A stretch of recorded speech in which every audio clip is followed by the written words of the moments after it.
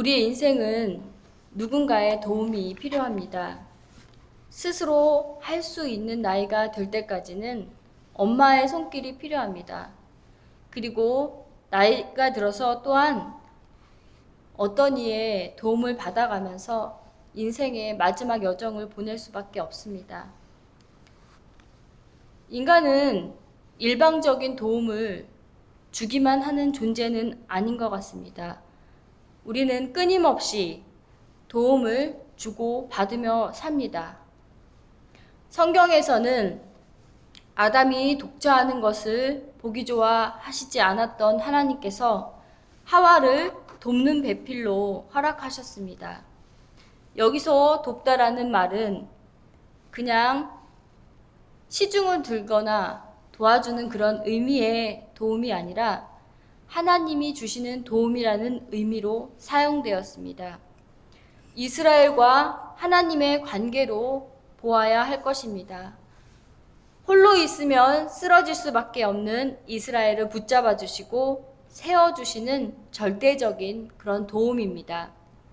우리에게 보내주신 반려자를 통해서 하나님의 배려와 사랑을 발견할 수 있습니다. 그렇다면 구원의 관점에서 한번 보겠습니다. 우리가 받은 구원이란 우리의 노력과 대가로 얻어진 것이 아니라 전적, 외부적인 타력에 의한 도움의 구원입니다. 망망한 바다 가운데 허우적거리는 한 사람이 있습니다. 자신의 힘으로는 그 바다에서 나올 수 없습니다. 그런 그를 건져 올려 살도록 하셨습니다. 이 구원마저 하나님의 전적인 도우심이 아니겠습니까? 우리에게 도움의 손길을 주는 사람과 구원의 손길, 그 근원을 따라가다 보면 그 끝에는 바로 하나님이 계십니다. 오늘 시편 121편은 도움의 근원이 하나님이시라는 사실과 우리를 지키시고 보호하시는 분이라는 것을 말하고 싶어 합니다. 오늘 121편을 함께 나누면서 은혜를 받는 시간을 갖기를 원합니다. 오늘 121편은 성전에 올라가는 노래 두 번째입니다. 순례자들이 하나님께 드렸던 노래입니다. 예루살렘 성전을 올라갈 때 순례자들에게 가장 필요한 것이 무엇일까요? 바로 하나님이 지켜주신다는 확신일 것입니다. 지금도 우리가 어딘가 여행을 떠난다고 할 때 긴장되고 떨릴 것입니다. 혹시 무슨 일이 생기진 않을까라는 생각도 불현듯 하기도 합니다. 사실 그때 당시의 순례의 길은 너무나 위험한 길이었습니다. 요즘의 여행과는 다릅니다. 생명을 내어놓을 만큼 아주 대단히 위험했습니다. 그러면서도 은혜를 사모하며 하나님을 갈망하는 마음으로 성전을 향해 순례의 길을 떠날 때 하나님께서 나를 지켜주실 것이라는 믿음 하나 가지고 발걸음을 내딛게 되었습니다. 인생 여정도 순례의 길과 비슷하지 않을까 생각합니다. 우리의 삶 또한 저 예루살렘 성전 같은 천성을 향해 하루하루 나아가고 있습니다. 우리 인생 여정을 하나님께서 보호하고 지키신다는 믿음과 신뢰를 우리는 가지고 사시는지요? 우리를 향한 그분의 도우심은 무한대로 열려 있습니다. 그러나 그것을 활용하지 않고 도우심을 간구하지 않는 인생은 안타까울 뿐입니다. 사랑하는 여러분, 시편 기자는 1절을 시작하는 첫 절부터 심상치 않은 분위기를 발견할 수 있습니다. 진정한 도움이 어디서 오는지를 질문합니다. 눈을 들어 산을 보라. 이 산은 그 많은 산들 중에 그 많은 산들이 아니라 관사가 붙은 것으로 보았을 때 특정한 산을 이야기하고 있습니다. 바로 예루살렘 성전입니다. 성전산입니다. 이곳은 해발 800m 정도 되어서 아주 오르기 힘든 산입니다. 적들의 침입에 보호받을 수 있는 천연의 요새입니다. 다윗이 여부수 족속 지역을 점령하면서 얻어냈습니다. 그리고 솔로몬 때는 종교 행위, 성전이 그곳에 세워지면서 많은 사람들이 하나님을 찾을 수 있는 곳이 되었습니다. 그런데 시간이 흘러 동서남북에 방패가 되는 산들의 안전의 대명사가 되면서 안전한 보호막이 되었고, 또한 그를 통해서 영적인 위기가 발생했습니다. 방패가 되었던 그것이 하나님을 대신하고 하나님을 향한 믿음의 상실로 인해서 우상을 숭배하는 곳이 되어버렸기 때문입니다. 참 신앙을 버리고 참 근원이신 하나님을 버리고 성전 자체에 의미를 두게 되었습니다. 성전은 하나님을 만나는 곳입니다. 그러나 그 자체가 하나님을 대신할 수는 없습니다. 사무엘상 4장에서 볼 때 이스라엘은 에베네셀에서 진을 치고 블레셋은 아벡에서 진을 쳐서 싸우게 되었습니다. 이스라엘이 패하게 되자 실로에 있는 여호와의 언약궤를 가져다가 전투에 이기려고 꾀를 썼습니다. 그러나 진정 하나님 없는 법궤는 그들에게 아무런 쓸모와 의미가 없었습니다. 그렇다면 우리의 삶을 한번 보겠습니다. 우리에게 주어진 것들은 어디서 온 것입니까? 내가 잘나서 능력이 좋아서 얻어진 것입니까? 우리가 누리는 하나하나 누가 베풀어 주신 것입니까? 비유를 들자면 우리는 행복하기 위해서 돈을 법니다. 그런데 그 행복은 온데간데 없이 돈만 벌기에 혈안이 되어 있습니다. 목적을 잃어버린 수단만 남은 성전은 무의미합니다. 시편 기자는 하나님을 잃어버린 성전을 향해 진정 도움의 근원은 하나님이심을 선포합니다. 그럼 그 하나님께서 우리에게 어떤 도움을 베푸시는지 살펴보겠습니다. 첫 번째는 우리를 지키시고 보호하시는 것입니다. 시편 저자는 지키다라는 단어를 6번 사용함을 통해서 우리를 보호하시고 지키신다는 것을 강조하기 원했습니다. 우리 육적 부모님과 같이 성도의 삶을 지키시고 보호하십니다. 3절을 보겠습니다. 너를 지키시는 이, 이스라엘을 지키시는 이, 그분이 바로 졸지도 주무시지도 않는다고 표현하고 있습니다. 여러분, 고대 근동의 신의 이미지는 잠자는 신의 이미지가 많다고 합니다. 그래서 열왕기상 18장에서는 엘리야의 갈멜산 전투를 보면 각각의 신들에게 불을 내려달라고 요구하는 행동을 봅니다. 열왕기상 18장 26절에 보면 이방신을 모시는 사람들이 막 자해도 하고 그러다가 나중에 신을 깨우는 행동들을 합니다. 막 뛰노는 그런 행동들을 합니다. 그런데 엘리야는 그 모습을 보고 너희 믿는 신들이 잠들어서 깨워야 할 것인가 라면서 그들을 조롱합니다. 그러나 엘리야는 유일하신 하나님께 두 무릎에 머리를 숙이고 끼우고 간절히 기도하는 모습을 볼 수 있습니다. 이방의 신들은 잠자고 있지만 하나님은 참되신 신이며 우리의 참된 보호자가 되셔서 주무시지도 않고 늘 깨어서 불꽃 같은 눈동자로 우리를 지켜주십니다. 저는 어렸을 때 자주 아팠습니다. 엄마가 열이 나면 수건을 올려주시고 피곤해서 깜빡 주무십니다. 그러면 제가 엄마를 불러서 나는 아픈데 왜 엄마는 자냐고 그랬습니다. 참 못됐습니다. 지금 생각해보면 왜 그랬을까 하는데 이런 예화로 쓰라고 주셨나 봅니다. 여러분, 육신의 보호자는 인간적인 연약함을 가지고 있기 때문에 피곤하여서 잘 수밖에 없습니다. 그러나 우리 하나님은 자지도 졸지도 않으시며 우리를 지켜주시는 진정한 보호자가 되십니다. 6절을 살펴보면 낮의 해와 밤의 달의 그 해에서부터 우리를 보호하시며 우편 그늘이 되신다고 말씀을 하고 계십니다. 여러분, 팔레스타인의 지역은 낮에 열기에 열사병이 걸리고 밤에 추위에 노출되면 아주 건강에 해롭다고 합니다. 요나서를 보면 요나가 아수르의 심판을 고대하며 성읍에 나가서 그 성읍이 멸망할 때를 기다리고 있었습니다.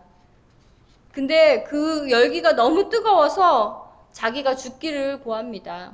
그랬을 때 하나님께서 예비하신 박넝쿨을 요나에게 씌워주시면서 그늘이 되게 하셨습니다. 그럴 때 아주 기뻐했습니다. 그런 뜨거운 날씨로 인해서 요나는 다시 그 걷어가신 그 그늘을 걷어가신 하나님께 다시 또 죽기를 간구합니다. 그 정도로 그 기운은 낮에 열기가 엄청나서 뜨거워서 견딜 수 없을 정도로 그렇게 덥다고 합니다.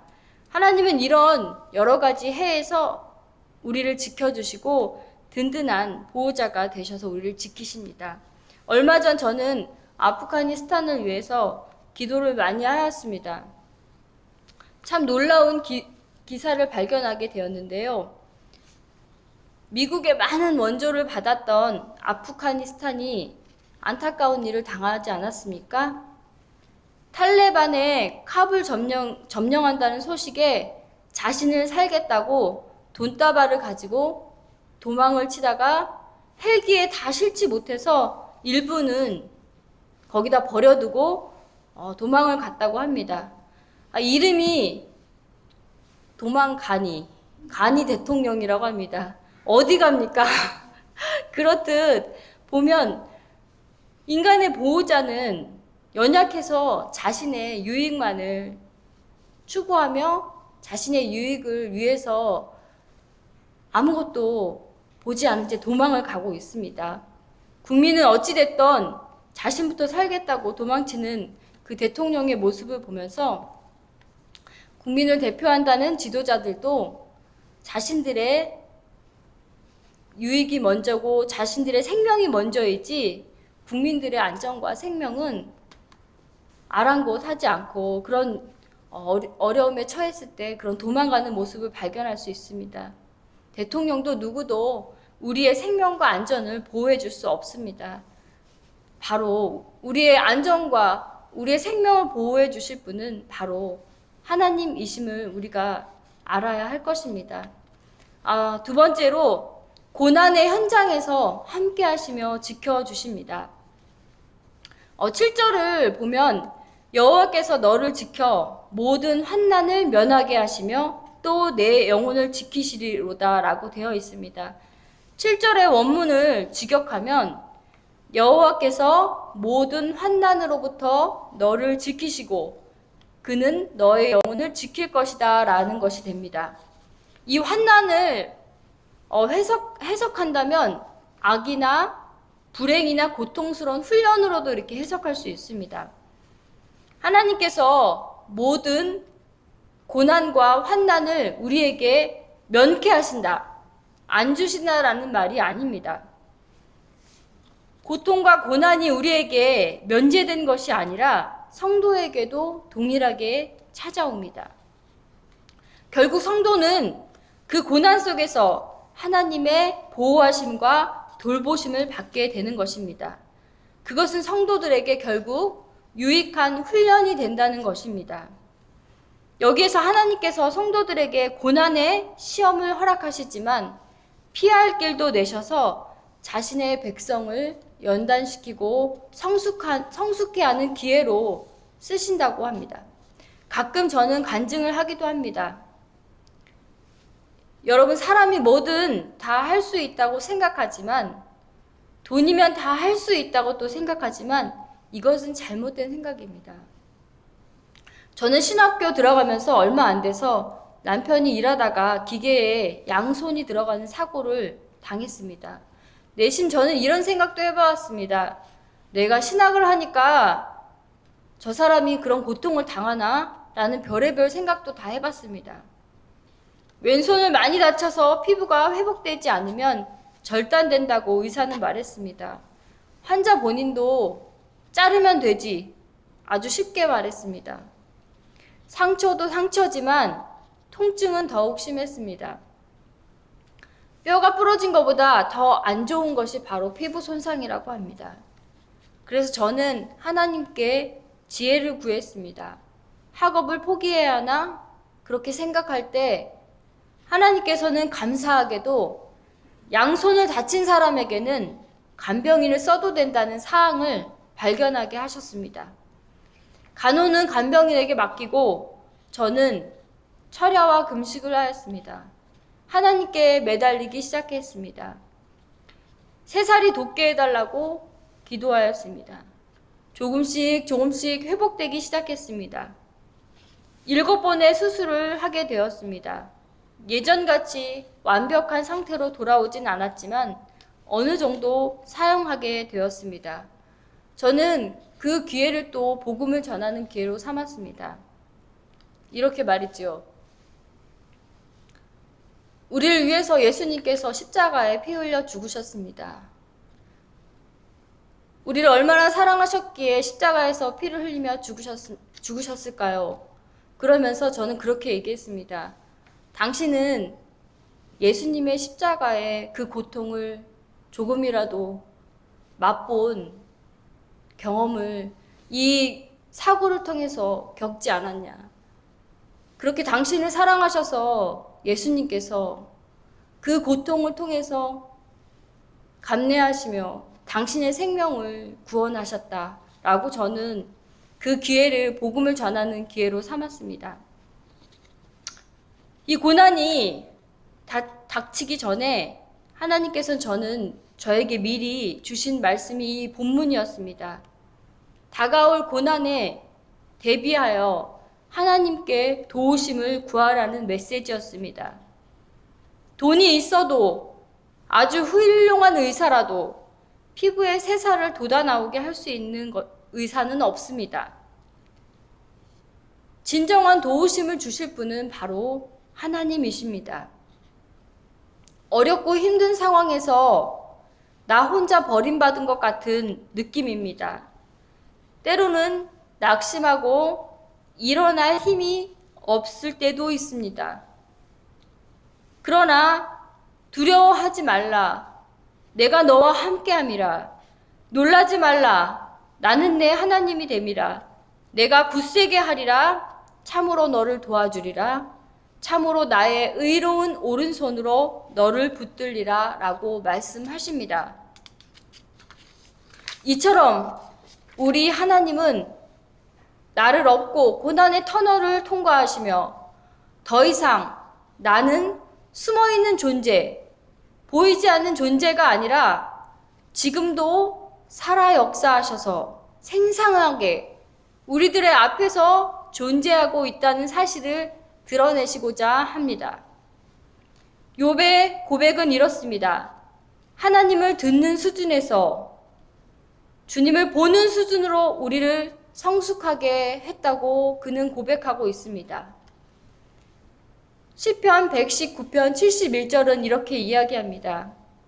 내게 고난당하는 것이 유익이라. 이로 말미암아 내가 주의 율례를 배웠나이다. 그렇습니다. 우리가 어렵고 힘든 고난과 환난을 통해서 우리는 더욱더 주님을 알게 하시는 하나님의 그 연단의 의미를 깨달아야 할 것입니다. 말씀을 정리하겠습니다. 힘겨운 인생길, 지친 인생길에서 우리를 도우시고 힘 주실 분이 우리 곁에 계십니다. 여러분, 우리에게 아들까지 내어주신 그 분이 바로 우리를 사랑하시는 분 하나님이십니다. 힘들고 지칠 때 나를 일으켜 주시며 우리의 손을 꼭 잡고 저 천성까지 인도하실 것입니다. 기도하시겠습니다.